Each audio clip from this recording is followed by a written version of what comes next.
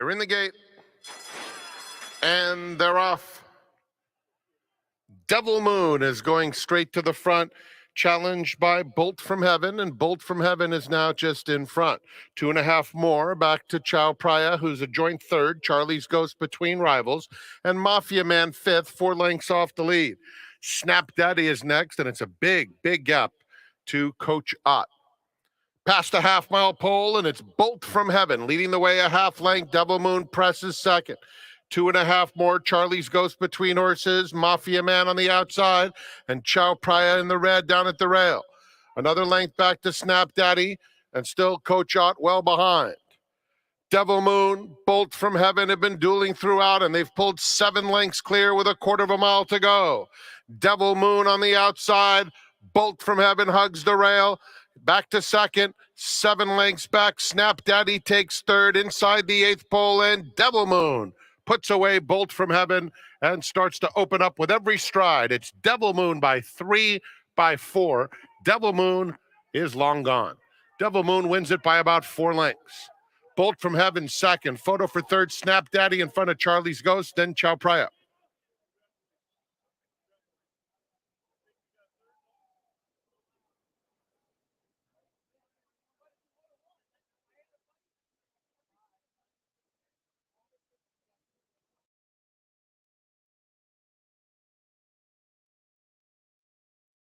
To the outside.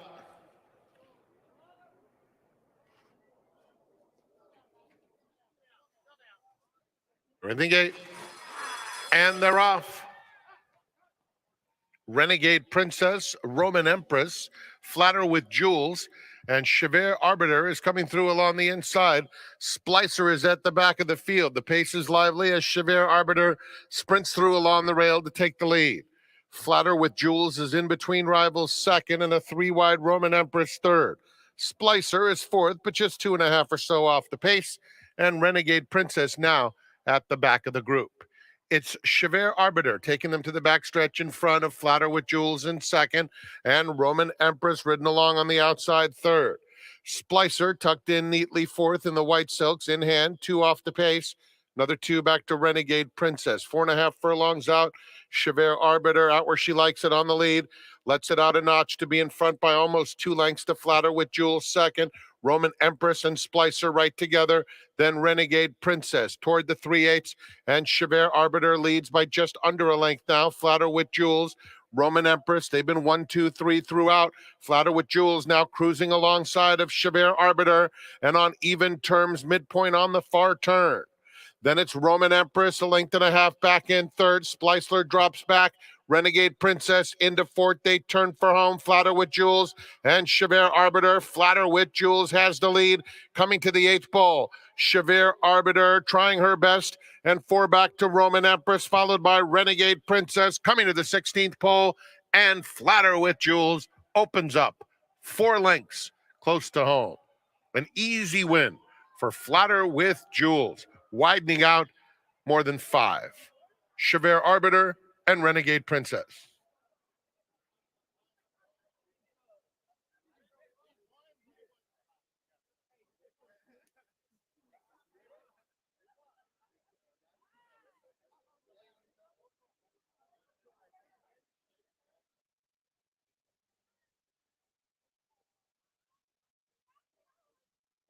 Outside.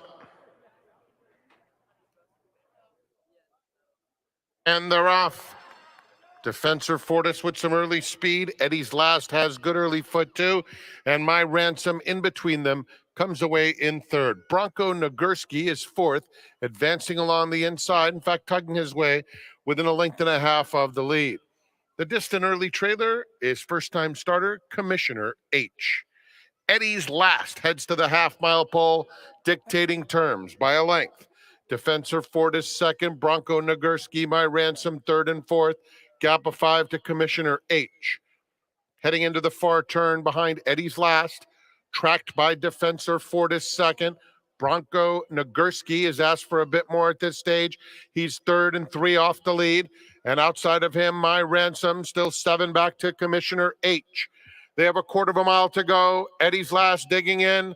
Defensor Fortis trying to get to him, makes his move now at the top of the lane. It's Eddie's Last, a length. Defensor Fortis getting closer. 3 back to Bronco Nagurski, trying to angle. He's a little erratic inside the 8th pole, and Defensor Fortis has gotten to Eddie's Last. Bronco Nagurski picking it up late, as is My Ransom. My Ransom coming at Defensor Fortis. My Ransom in a very tight photo with Defensor Fortis. It's close between those two. Bronco Nagurski was third, then Eddie's Last.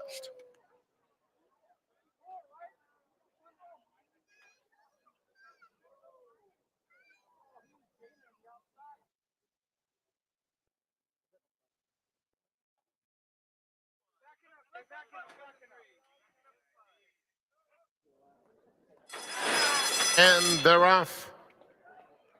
Storm Doro in the center, passed now by Gypsy Lynn, who takes over pretty easily. Love You Mean It, Madeira in the yellow comes through at the rail. Tenacious Lady is second to last, about 4 lengths off the lead, and then Fried Asparagus. Coming to the half-mile pole, it's Gypsy Lynn, Storm Doro a length back second, kept in hand. And at the rail, Madeira makes a little bit of headway third. Love You Mean It is fourth, 3 off the pace. Fried Asparagus inches up in the pink on the inside of Tenacious Lady. It's Gypsy Lynn, prominent throughout. 2-length lead midway on the far turn. Storm Doro Madeira second and third. Love You Mean It is next. Tenacious Lady in between. Fried Asparagus at the back, trying to come through along the rail. They turn for home. Storm Doro coming after Gypsy Lynn, but Gypsy Lynn has something left. Opens up 3. Fried Asparagus is down at the rail, finishing with some interest, but it's Gypsy Lynn coming to the 16th pole with an expanding lead. Blowout victory for Gypsy Lynn. Gypsy Lynn cruises home by about a half dozen. Tenacious Lady completes the exacta. Fried Asparagus third in front of Storm Doro.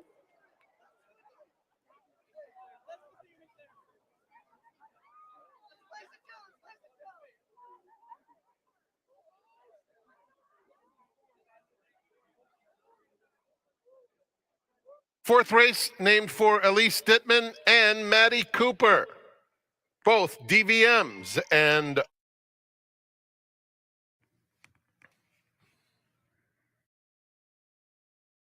they're in the gate.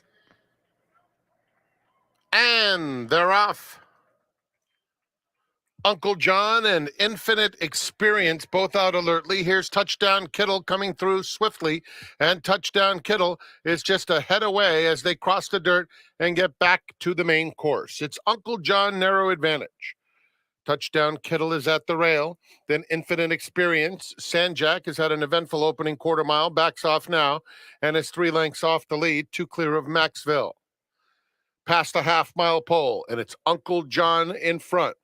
Touchdown Kittle within a head, keeping pace nicely along the inside. Those two race together as one.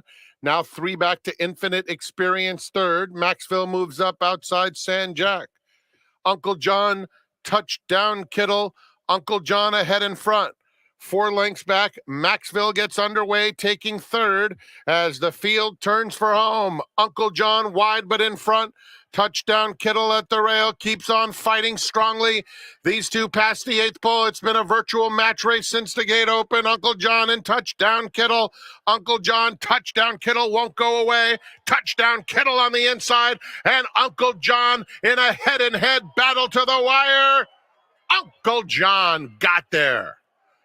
Touchdown Kittle with a very promising debut, and Maxville was a good third too.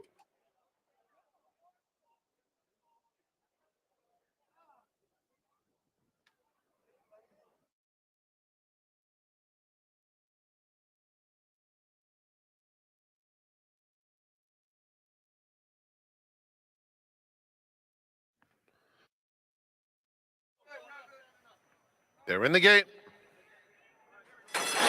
And they're off, and Ever a Rebel wastes no time going to the front and just galloping smoothly as Looks Rare now takes over. Looks Rare is the leader. Ever a Rebel content to sit in second. They're followed by Stonks in the blue sleeves just behind them. a clear-cut third. A gap of 2.5 back to Riverside racing in fourth, followed by Quality Cat, Sam Malone second to last, and Excel Calculator is at the back of the field. 6 furlongs to run, and Looks Rare is in front by 3/4 of a length. Maldonado has a nice hold of Ever a Rebel in second. 2 more back to Stonks in third. Similar margin, Riverside in fourth. Then Sam Malone, Green Silks fifth, 6 lengths off the lead as they come to the half-mile pole. Excel Calculator's making an early bid all the way up into the fourth spot and coming right after the top pair now. Quality Cat is at the back of the field. Looks Rare and Ever a Rebel, 1-2 the whole way. Excel Calculator is by himself in third, followed by Stonks in fourth. They're coming toward the quarter pole, and Ever a Rebel is up to take the lead. Looks Rare trying to fight on at the rail. 4 back to Excel Calculator in third, then Riverside. They have 3/16 of a mile to go, and Ever a Rebel is asked to go. Looks Rare is going to fight him the whole stretch. Ever a Rebel, the upper hand, coming to the 16th pole. Looks Rare now about a neck to a half length behind. Riverside is closing, but it's too late. Ever a Rebel traveled sweetly throughout and scored handily. Photo Looks Rare, Riverside, then Excel Calculator, and Stonks.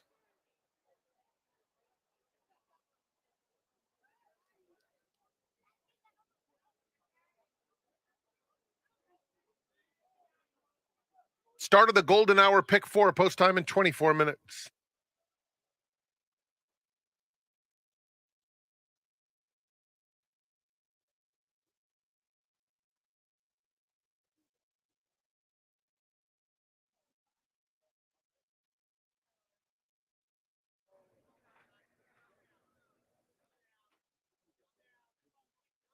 We're in the gate. And they're off. Sell the Dream, very alert out of the gate, as is Zizek's. Big Sis, Little Sis comes through to their inside. And so Big Sis, Little Sis, and Zizek's go on with it to battle up front. Sell the Dream backs off the early tempo. And then it's Golden again in the black silks down at the rail in fourth and about 4 off the lead. Big Hopes is next, racing 2 lengths in front of Court Snort. And Uncontrollable is at the back early on. Swing onto the backstretch behind Big Sis, Little Sis, leading the way by a length. On the outside, Zizek's in second. Sell the Dream, 1 from the rail. Golden again loses just a little bit of ground in a tad tight 2 as Big Hopes takes fourth, heading to the half-mile pole. Uncontrollable is next, 5 or 6 off the lead, and then comes Court Snort. Into the far turn, Big Sis, Little Sis trying to shake loose in doing so. Built up a 3.5 length lead. Now Sell the Dream, though, is cutting into that margin in second. Zizek's losing ground. Golden again. Big Hopes on the outside, followed by Court Snort and Uncontrollable. Past the quarter pole, Big Sis, Little Sis, a length and a half. Sell the Dream, very confidently handled. Coming after her now, and on the outside, Golden again, very much in this race. Inside of them, Court Snort with the white blinkers, a threat too. It's Sell the Dream coming to the 16th pole by a length. Court Snort and Golden again are chasing. Sell the Dream a length. Court Snort a final try. Sell the Dream wins it 3/4 of a length. Court Snort, very strong, completing a corner exacta. Then it was Golden again in third, followed by Big Hopes.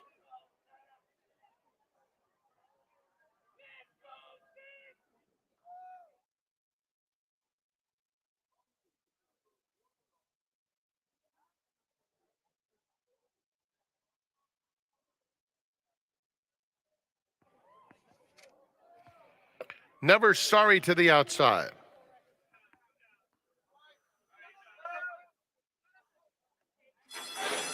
And they're off. Street Mogul is hustled out of there. Pars and birdies, and there goes Chief Counsel. Chief Counsel sprints to the front. Dan's Till 10 is a little eager on the inside, taking second. Deep River is in the top flight as they move into the first turn. Dan's Till 10 is a little erratic as he gets into second now, with Chief Counsel showing the way. So it's Chief Counsel to set the pace. Dan's Till 10 settles down just a touch, and then it's 2 more back to Deep River in third. They are followed by Street Mogul fourth, and about 5 lengths off the lead. Then Samba Flavor on the outside of Don't Test Your Luck. Pars and Birdies is next. Ice Storm in the red, in some traffic. Street Mogul losing ground. Another 3 back to Never Sorry. They run to the half-mile pole with Chief Counsel leading the way by about a length. Dan still 10 second, and Deep River is a closer third coming through along the rail, and only about a length and a half off the pacemaker. Samba Flavor is in fourth. Ice Storm on the outside fifth, about 3 lengths off the lead, called on now as Deep River is traveling well along the inside. It's another 2 to a hard-ridden Don't Test Your Luck, who's 5 lengths clear of Pars and Birdies, Never Sorry, and Street Mogul. They have a quarter of a mile to go. Chief Counsel, Dansdale 10 on the outside. Just behind them, Deep River trying to find a spot between them, and Don't Test Your Luck, Yellow Cap, extreme outside, Ice Storm. They're a furlong from the finish, and Deep River is up to take the lead. Quickly puts 2 on Dansdale 10 as Chief Counsel drops out of it. It's all Deep River, pouring it on late. Deep River. That's a double for Rispoli. He won the first. He won the last. They win by 8 lengths. Photo, Don't Test Your Luck, just in front of Ice Storm. Then it was Dansdale 10, and Samba Flavor completes the super high 5.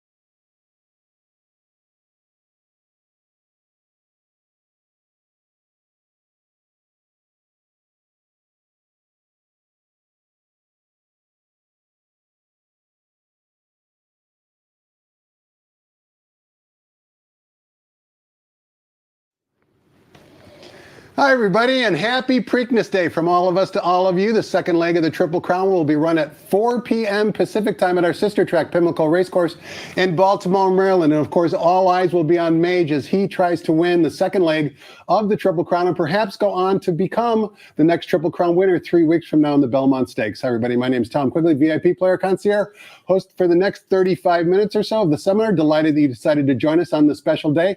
And we have a special seminar guest today. He's rubbed a lot of good horses' legs in his lifetime. His name, Gary Mandella. Gary, happy Preakness Day. Welcome to the seminar. Thank you, sir. Thank you for having me. It's great to have you here. Now, we've only got a few minutes before we break for Frank Miramati, but I want to run through the roster of your stable because I know you know, but maybe many of the people watching don't realize what a heater your barn is on. You've actually run 11 horses. The last 11 horses you ran, 10 of them have finished in the money. So let's talk about a few of them. Most importantly, maybe the most recent one, Overrule, who went gate to wire on turf, breaking from an outside post for jockey Edwin Maldonado. Were you expecting that performance? What did you think of his performance, and how did he come out of the race? In a way, we were, because that horse had always been a bit of a morning glory, and he'd always promised us more than he'd been showing in the afternoon. And he just kind of finally put it all together. He sure did at a big got price. brave on the lead. Boy, did Edwin give him a great ride from the 12 hole. And the time was legit. He wasn't slowing down late. No, he was not. The horses ran a couple races later, about a second slower, I think. I think that's going to be a light bulb race for him. He's going to get it now, and he's going to take off. Similar to what you've seen a horse in my dad's barn named Greenbow do. Now he's got it figured out, and he's become much more professional, and he's living up to some of those workouts from a year ago. Now, Planetero ran a good second in the San Luis Rey. Perhaps he's going to go on to the San Juan Capistrano. What did you think of his performance? It got exactly what we thought he could be capable of. You're never 100% sure what you're going to get to go a mile and a half off a 10-month layoff, Tom. But he won the Brazilian Derby. He's a proven good horse, and he should fit right into that category here. I think he'll get a lot out of his effort in the San Luis Rey and be pretty tough in the San Juan Capistrano. Another runner that hit the board was Microshare in the non-winners of one race. What'd you think of, I believe it's her performance or his performance? Her performance, yeah, right. It got back to her old self. Really good effort there. She's been battling some feet issues back and forth for the last couple of months. I think we've got those sorted out, and I think you're going to see the true version of her for her next couple of races. Tina Ella actually led up the tote board as well. She's found a home on the turf. Her dam is Beholder. Let's first talk about Beholder. What are your memories of her? Was she sweet? Was she mean? What was she like? Maybe not on race day, but behind the scenes at the barn. All of the above. She was. You never knew what to expect. She was multifaceted. She definitely was an ocean. Her tide would go in and out, and she'd want to cuddle with you, and she'd be nice. And then she'd hear people start to fool with feed tubs, and the most serious she ever got was at feed time. And she ate like a colt. I mean, she just never could have enough and didn't want anybody else messing with it. That was her stuff. And there's some pictures and videos of her on the days where the guys were schooling her for races here at Santa Anita, and she'd get upset about something and buck, and her hind end be up over her wither. She'd buck so high. And, you know, Angel Vega and Jose Barrera that did such a good job with her groom, Ruben Mercado, you know, just to keep her on the ground and keep her settled as she could be. Did she know she was Queen Bee, Gary? Like, did she did? Boy, did she. Yeah. Yeah, she really, really did. And you hear other horsemen say this, the presence that she had, where you just knew that you were around a horse that had more confidence than other horses, a horse that was that type A alpha type horse, even though she wasn't a male, and she very much had a dominant aura about her. She was so valuable as a broodmare. Were you ever tempted to maybe try her on the turf one time? We've seen a lot of nice horses try the turf near the end of their career. Of course, Tina Ella seems to have a propensity for the turf. In the back of your mind, did you guys ever tinker with maybe trying her on the turf? Dad talked about it a couple times, actually. Yeah, he did, but she was just doing so good. You know, after you win the Pacific Classic, you're not going to switch gears and try the turf. After she wins the Breeders' Cup Distaff, you're not going to switch. So where were you going to try it? At some point, had she stayed in training another year, maybe would have gotten to that in some kind of spot. But it worked out pretty well, staying on the dirt.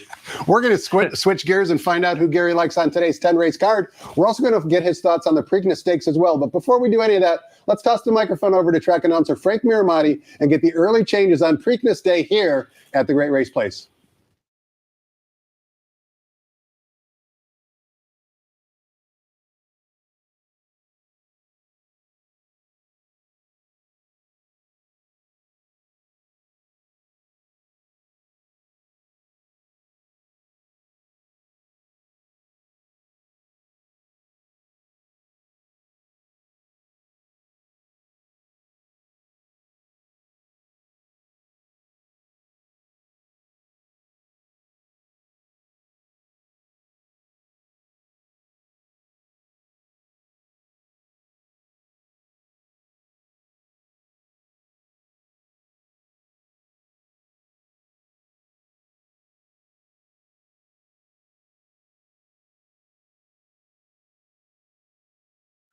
Good afternoon, ladies and gentlemen, and welcome to Santa Anita Park.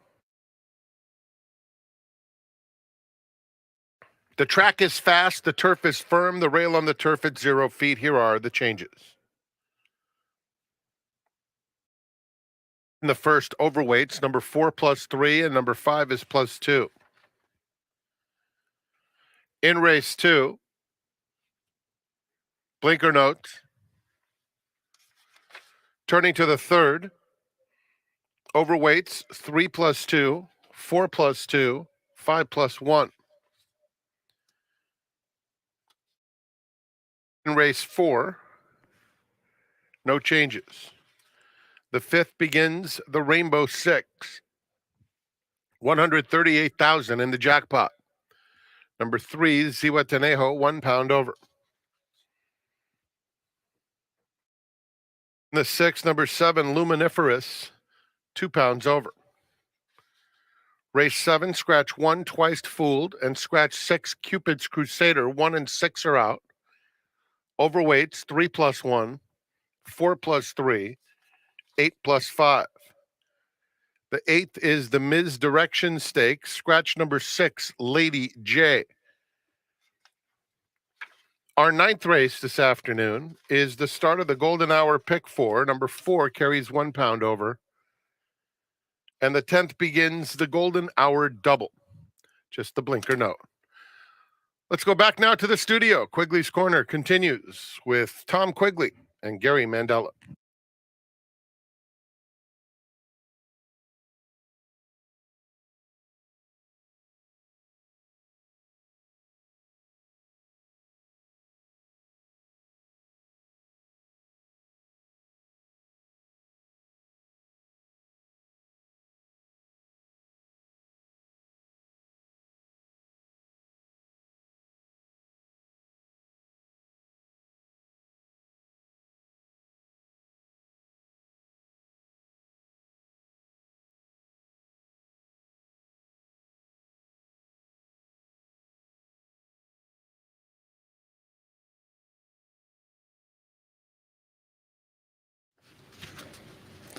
Welcome back. We're talking horses with Gary Mandella. Of course, he's the son of Hall of Fame trainer Richard Mandella. He assists his dad, and he has a stable on his own. Gary, a lot of ground to cover here. 10 races at Santa Anita. Of course, the Preakness Stakes, post time 4 p.m. Pacific time. All eyes, as I mentioned in the opening, will be on Mage, who is currently, I believe, around 2-1 on the tote board. Just from your perspective, I know you kind of wear a couple hats, both as a horseman and a handicapper. Are you worried about Mage maybe bouncing today off that strong effort, or are you not concerned about that at all? I'm very concerned. If Len Ragozin was here with us, I mean, he'd be telling us you go from a 10 to a 6 to a 5, I think is what the numbers are, and then you run back in 2 weeks. Plus, you had something happen with an eye. You want everything to go right in that short window of 2 weeks. The one thing you have to admit, you and I are anticipating he's going to be 4 to 5 even money in this race, like a lot of Derby winners are coming back in the Preakness. The odds board doesn't look like that's the case. He's not an underlay. So do you start to have more of a sense of humor about those things? Absolutely. Am I going to pick him today? No, I'm not. I have a hard time thinking he's going to run his Derby race back. You respect him, as do I, but I do think he's beatable, and the risk-reward equation is kind of out of whack, as you mentioned. Could he win? Of course. Is he worth 4 to 5? No. Having said that, who do you like in the race and why? National Treasure. Blinkers going on in a race that has scratched down to where there's just no speed in it anymore. There's a couple horses that can partake in the pace here with him, but National Treasure's got the rail. Johnny Velasquez, very few guys as good at analyzing these situations. And from a trainer's perspective, in our lifetime, how many trainers have taken better advantage of paceless races and made adjustments and had horses sent to the front to go after that angle specifically? Particularly in Southern California, where speed is king. That is Bob's thing. There's no doubt about it. National Treasure has flirted with being a grade 1 horse. He hasn't proven it yet. I think today he does. The way that this has all worked out to where a lot of the Derby contenders haven't come back, a couple of scratches this week out of the Preakness down to a shorter field, I think it all signals National Treasure. From a horseman's perspective, what about the blinkers on, blinkers off, blinkers back on? In my estimation, it almost seems like Bob is trying to figure the horse out based upon how he's working out in the morning. Would that be a fair assessment, or do you look at it differently? In the case of Bob, you see as many workouts going through XBTV as anybody else. And you see how Bob's training style is, where he will work horses in blinkers on and off, sometimes run them in them, sometimes not. So it's very easy to assume that this horse has had blinkers on before. And maybe the blinkers going on today aren't so much him trying to correct, something in race that National Treasure has done, as it is, hey, this horse has been breezing a little bit better than what I'm getting out of him in the afternoon. Let's see if using those blinkers that have worked a couple times in the morning, let's see what that does there. And again, going back, it might just be about, let's put this horse on the lead instead of having him stalk the pace and see what he can do in front of horses. And drawing the rail might be beneficial to the connections, right? Because really their hand is forced. Their plan all along was to show early speed. Now they've really got to show early speed, and it really kind of takes any decision making out of Johnny V's mind and hands. Unless he doesn't break well. Sure. But Bob's horses generally do, and I would expect you're going to see this horse taking him as far as he can. Well, let's take a look at today's 10 race card here at Santa Anita, Gary. We kick things off in race number 1, which begins the 50-cent early pick 5. This is for the babies. These are Calbred 2-year-old fillies sprinting 4.5 furlongs. They're maiden special weights. Also, race 1 is a split of race number 3. Race 1 begins the popular 50-cent early pick 5. We've got a field of 7, and Pushing Us, the first-time starter from the Michael McCarthy barn, owned by Mike Rapoli, is 2-1 on the morning line. Before we get your thoughts on the race, we want to show a workout for Pushing Us. This workout would be from the gate back on May 6th, basically a solo gate work. Let's watch, as you mentioned, courtesy of our friends at xbtv.com. Drawing the rail in the 4.5 furlong races, Gary, tends to basically mean you need speed out of the gate. Pushing Us certainly shows that here. And for an unraced 2-year-old maiden in basically only workout number 5 or 6 in her career, to me, this was an impressive work. What do you think of her work? Levels off pretty nicely here. Interesting that she's going to be able to breeze this fast without company. Some 2-year-olds need the other horses, need the competition to get them to settle down and level off. That way they'll look around on their own. This filly broke very well, and just using my phone really quickly there, I got somewhere in the neighborhood of 12 flat the first 8th out of the gate. And you have to remember, in the morning, like a true horseman. in the morning, that's not measured exactly to the pole. It's just set wherever it lands that day. She looks like she's got plenty left in the tank here, as she's just gone a half mile and she's running 4.5 today, galloping out now. Well, do I love that she drew the rail? No, I don't. The way that she broke there makes me feel better about it. And take a look at this gallop out as well. Like you mentioned, the workout is over. She only went 4 furlongs, but she continues on basically effortlessly. I'd call that a normal gallop out. Okay. I wouldn't call that an A or an F. That's just a normal gallop out. You have to remember, these are 2-year-olds, and she's going her half-mile breeze. These are the first of her life. Yeah. This isn't like watching National Treasure breeze a half, where he's had 20, 25 of those in his life. Very, very different. She's just now getting fit enough to where she can run 4.5. So you don't expect a 2-year-old in May to breeze 46 and change like she did there and then gallop out in 59. That would be, something ruffian-esque. But for a Calbred, that looks like she's fit enough and certainly has the ability. The connections paid $115,000, and we can see that you have her second. But you actually like Annie Fox, who's a first-time starter from the Ryan Hansen barn, ridden by Emily Ellingwood. Tell us why. I like that there's some into mischief on the bottom side of that pedigree. Of course you do. Ryan Hansen wins. You better believe it.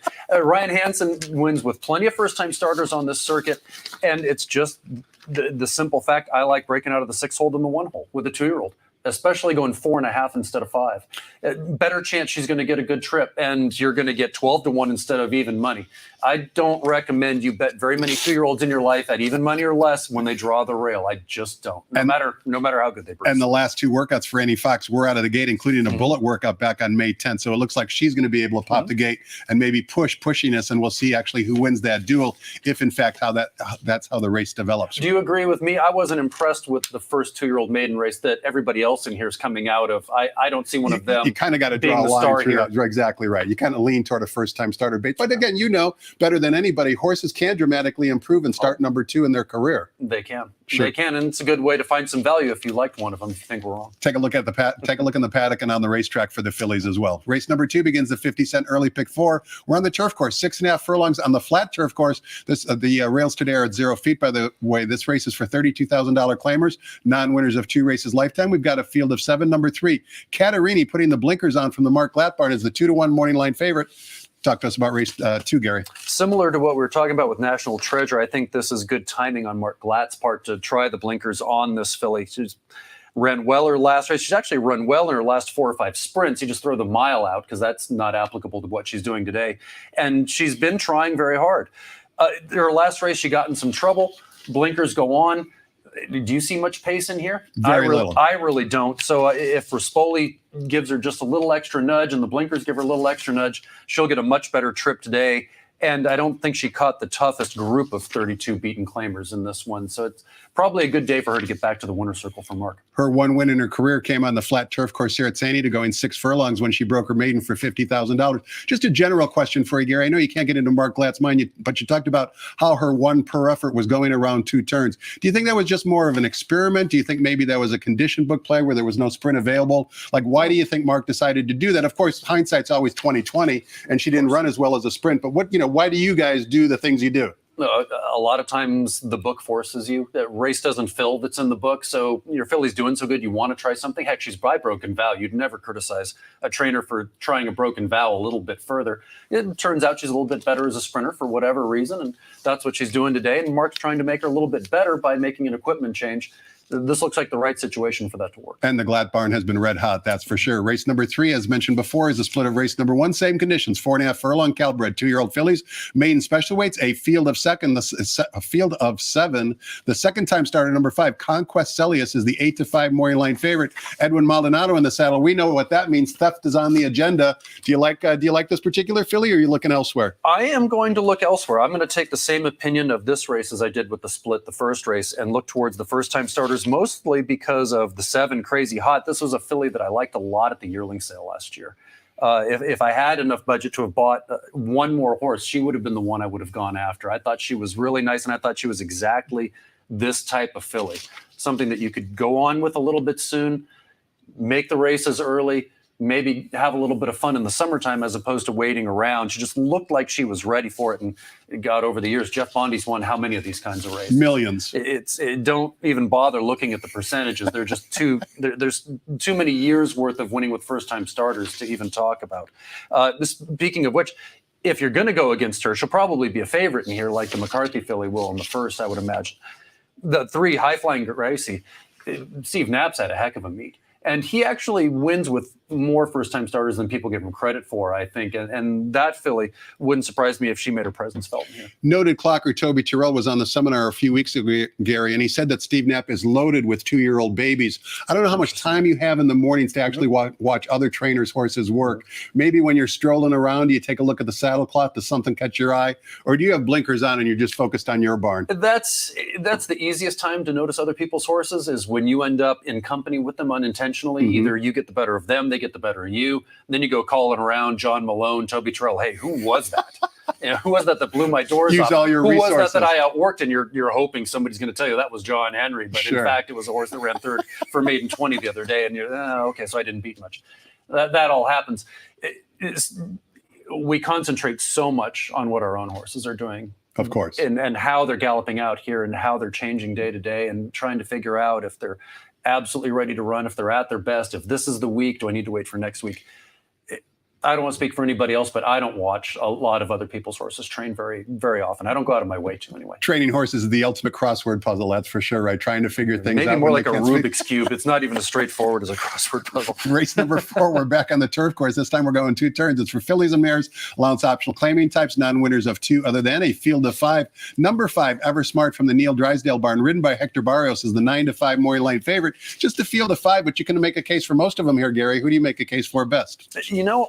I'm not with you on that. I think Ever Smart just stands out here, and I hate to just pick chalk all the time.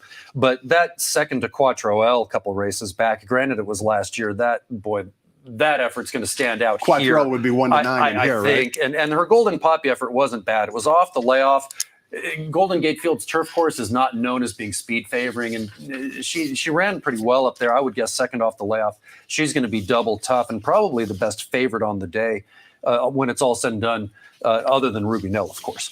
The interesting filly is the other Golden Gate shipper, Aloha Kitten. And I know this filly's been a bridesmaid a lot lately, but I think her last race might have been a little bit better than it looked. And I know a Golden Gate 2 other than isn't the same as a Southern California 2 other than, but I have a feeling that Aloha Kitten's going to run a little bit better today. And certainly the pace scenario here is going to help because it's another long distance turf race on the card today where there just doesn't seem to be that much speed signed on for it. And Kyle, who's had a great meet himself, he sure has, could end up getting a really nice trip on that filly from the rail. 5-1 in race number 4. So says our seminar guest, Gary Mandella. Let's turn the page, Gary. Take a look at race number 5. Begins the 20-cent Rainbow Pick 6 sequence. The jackpot single ticket carryover now up to $138,000. That amount plus whatever is wagered today will be yours if you're the only winning ticket. And we kick things off here in race number 5 for maiden optional claiming types, going 6.5 furlongs in the main track. Take note, number 3, Z Watneo is a first-time gelding, morning line favorite. Second off the layoff for trainer Bob Baffert is number 6, More Tequila. 8-5 on the morning line. Before we get your thoughts on the race, Gary, a question for you. Gelding a horse, you talked about all the decisions you guys have to make. What decisions go into, you guys making the ultimate equipment change? You actually said that out loud. That is a phrase often uttered on the backstretch. I'm not sure I've ever heard it used in front of a camera before. The first thing you have to figure out is the horse's stallion value, of course, if they have any. Imagine the usual heat. Because you don't want to take that away if there's any chance that they can do something. You look through the stallion books and you see maidens, unstarted horses that just simply got retired. Correct. Instead of gelding them and trying to make them better horses because they were a half-brother to a Dubai World Cup winner or a half-brother to a Kentucky Derby winner, what have you. So you have to kind of start from there. But the bottom line is it works often enough that you want to try it with a horse who's underperforming, who doesn't seem to be paying attention. You've been around long enough. You remember my father's horse, Kudos. Sure. Morning Glory for Jerry Moss, trained lights out all of the time, just couldn't put it together in his races. In fact, there was a time, I think it was about 5 or 6 races in, 7/8 with Eddie D on him coming out of the chute here, and he actually bucked 2 or 3 jumps leaving the gate and ran 4th or 5th again, as he'd been doing. Went ahead and gelded him, and he won 5 of his next 6, 2 grade 1s, broke a track record, turf and dirt. And that's how significant that change can be. So it's definitely worth trying if there's not any stallion value involved. Fair enough. Who do you like in race number 5? Do you like the first-time gelding or do you like the Baffert runner? I like Mark Lett's trying a lot of things different here. First-time gelding, first-time turf, big drop in class on Ziwatanyeho. That all, to me, screams he's in the right spot here. Turn back to 6.5, collected being by City Zip, that shouldn't hurt him. Big Head Willie deserves a little bit of a look here. I was looking over the races with my fiance Audra last night, and she actually made sure that I noticed that this horse was in Indulge's race the other day. He's been running against winners for Peter Miller the last couple of spots. Peter just kind of hedging as a trainer. What's tougher, a maiden special weight or a starter versus horses that are in for a claiming price that are winners, but obviously not going to go on to be stakes horses, which is what you catch most of the time in a maiden special weight. And so he's tried to kind of middle that by trying him in those races a couple of times. He's dropping in class in here today as well. If you happen to get an overlay price on him, he's worth looking at. But I think all of the changes on Ziwatanyeho add up to me, and probably going to be Glatt's second winner on the day. Always trust a woman's intuition. We showed on a previous seminar, Gary, the replay for Big Hat Willie 2 races back.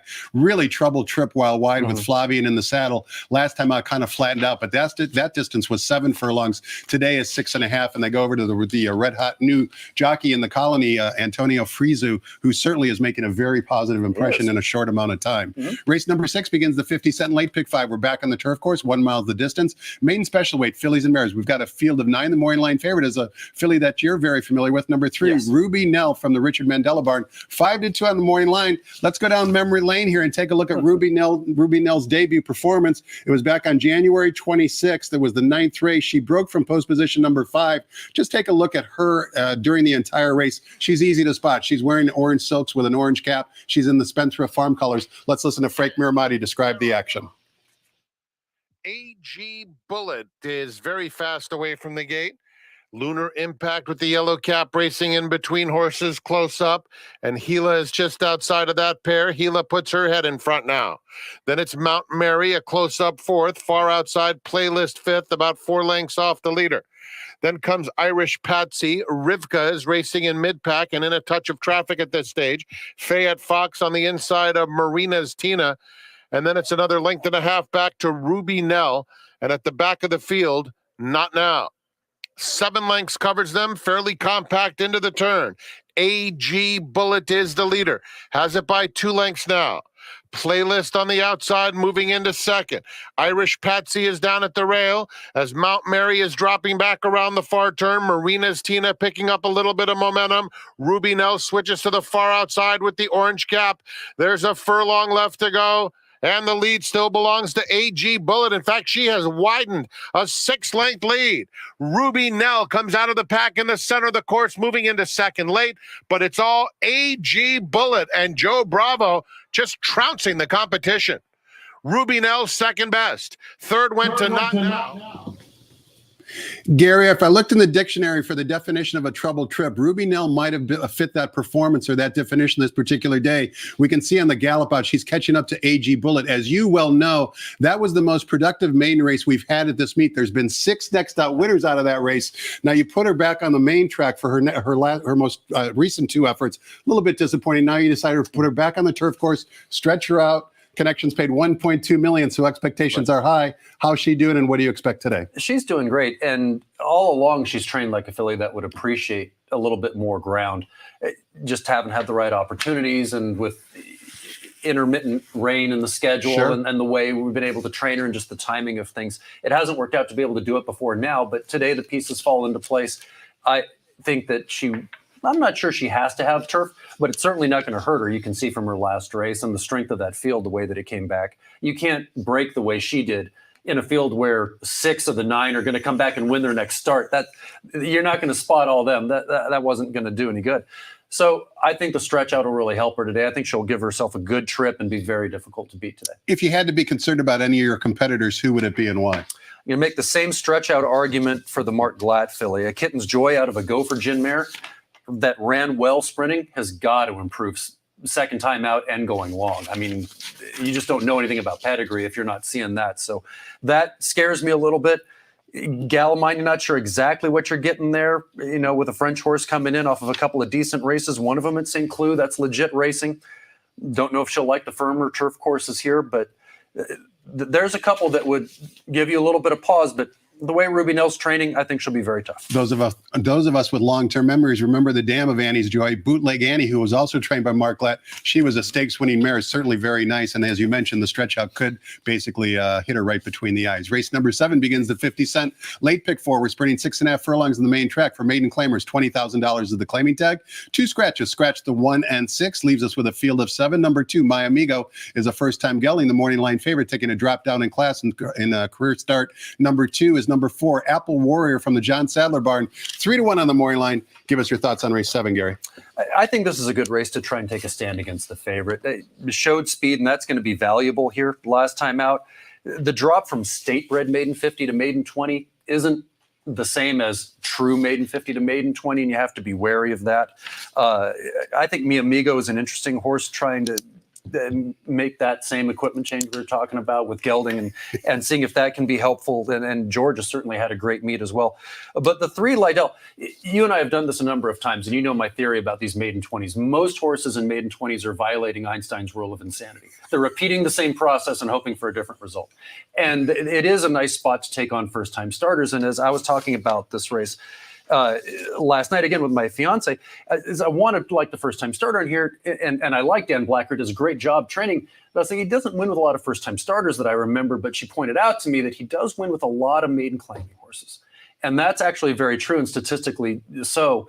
And Liddell maybe makes sense here. And it's very different to be trying to take a horse out of a barn like Dan's and compete with the Bob Baffert, the Richard Mandella, first-time starters and maiden special weights that have a lot more pedigree, a lot more purchased power behind them.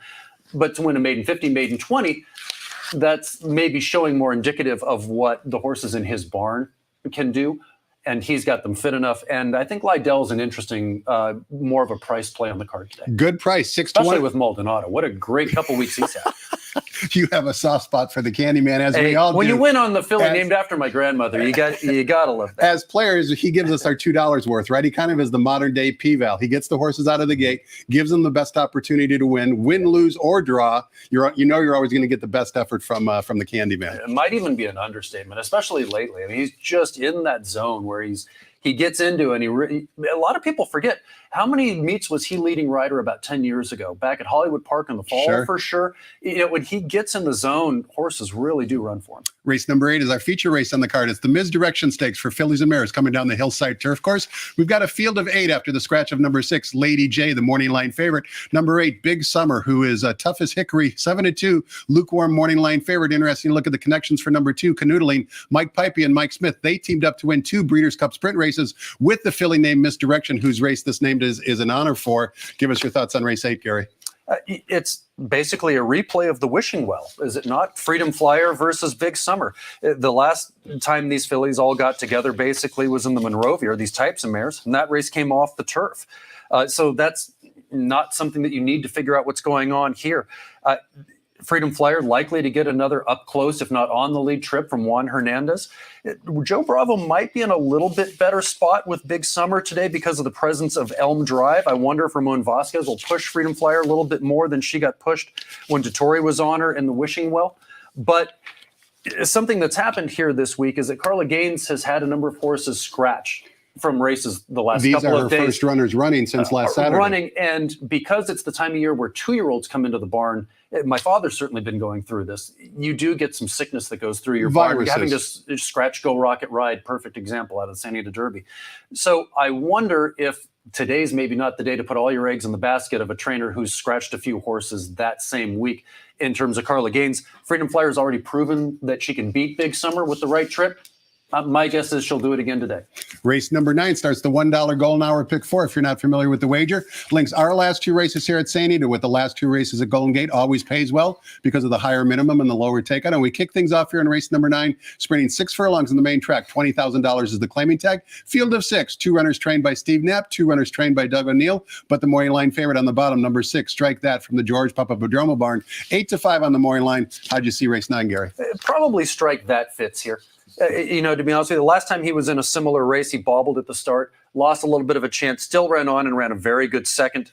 Tried starter allowance horses, a little bit tougher last time, protected going 7 furlongs, maybe a little bit too far, maybe a little bit too tough. Strike That makes a lot of sense, especially from a good post. But I'll tell you something. My fiance asked me last night, looking at the Jeff Metz horse here. 2 furlongs.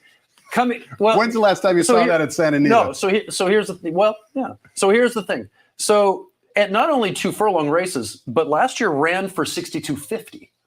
So if this horse wins a couple races in a row from Rieto and somebody calls me as the way that she asked me, where would you have entered him? For 10. He's in for 20. And Jeff knows this circuit very well. Obviously, the owners are given their train. This horse had a bunch of trainers giving everybody permission to run him wherever he belongs. Doesn't need to be protected. It's a hidden sign of confidence. So he's in for 20 when he could be in for 10, and that's exactly what I'm getting at. It's an interesting long shot in there. Number 4, Time to Zoom, perhaps might be part of the exacta or maybe even be part of the first winner in the Golden Hour Pick 4 sequence. We close out the day in race number 10. It goes off at 6:30 p.m. Pacific time, and it starts the $5 Golden Hour Daily Double, linking our last race with the last race at Golden Gate. We're going 1 mile on the turf course for starter allowance types, a full field of 10. Number 2, 7 Charms, is a first-time gelding, as well as the 7-2 morning line favorite. Ramon Vasquez in the saddle. He could have a big day, particularly if he wins with Ruby Nell. Well, yeah, and hopefully he'll end it just as well on this horse, because I think this is I'll have to apologize. I picked a lot of favorites on the card today, and you know that I tried not to, but a lot of them make sense. And this horse, maybe as much as any of them, with the drop in class that he's taking here to get in with a starter allowance bunch. What a nice spot for Mike McCarthy to be able to get a pretty decent horse back off of a layoff from July and not have to throw him into a 2 other than or some kind of race like that. To get in with starter allowance horses, Mike's got him in a really good spot, and he'll be very tough to beat no matter what the pace scenario is. Durani's an interesting horse in that he'll get a very good trip going back to the turf where he's just a little bit better, freshened up by Keith Craigbile, which is a great way. Those little short breaks are a great way for a horse that keeps running second and third but doesn't actually get the win to just get a little bit of their enthusiasm back in the winner's circle. But this race goes through 7 Charms, just too much of that class. 2 and 5 to wrap up the Preakness Day card here at St. Anita. Gary, you have a second career, as you well know, being in front of the camera. If training horses ever gets tired, you don't have to wake up so early in the morning if you want to be in front of the camera. But thanks so much for being so articulate and explaining to us handicappers what goes on behind the scenes. We find it invaluable, to say the least. Always happy to, Tom. You know I love doing it. Happy that you decided to watch us as well and tune in. Hopefully you learned a few things. Hopefully we gave you a few winners. Next voice you'll hear will be track announcer Frank Miramati, updating us with any late program changes. Happy Preakness Day, everybody. Have fun and good luck.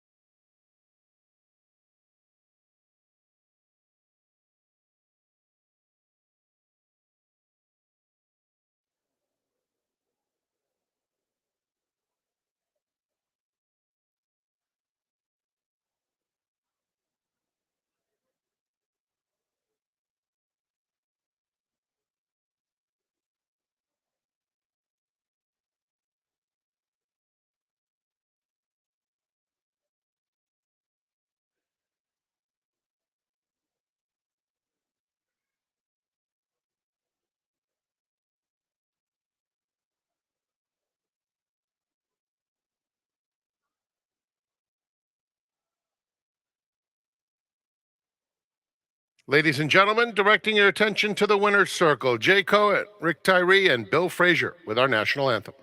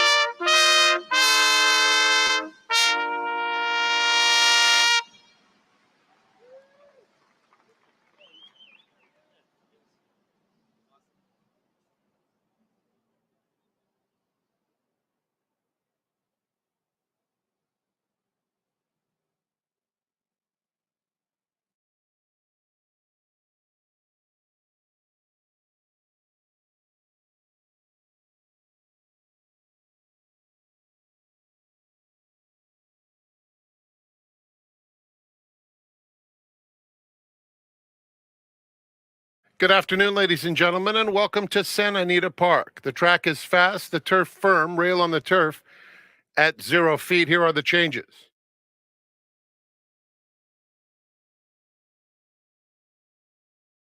In the first race, number 4, Graceful Starlet, 3 pounds over. 5, Born to Stay Thirsty, 2 pounds over. In the second, scratch number 3, Catarini, that's a new scratch. No super high 5 wagering with the scratch of number 3, Catarini.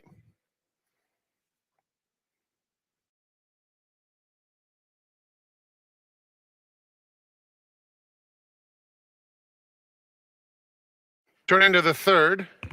Overweights 3 plus 2, 4 plus 2, and 5 is plus 1.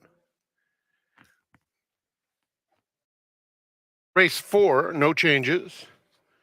Fifth race starts the Rainbow 6 with 138,000. Number 3, Zihuatanejo, 1 over.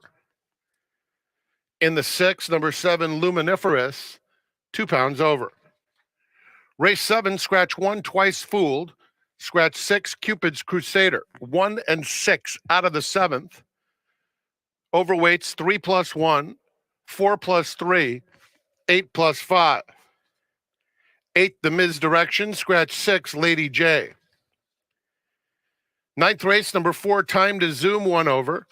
Golden Hour pick 4 starts with the 9th. And the 10th begins the Golden Hour double.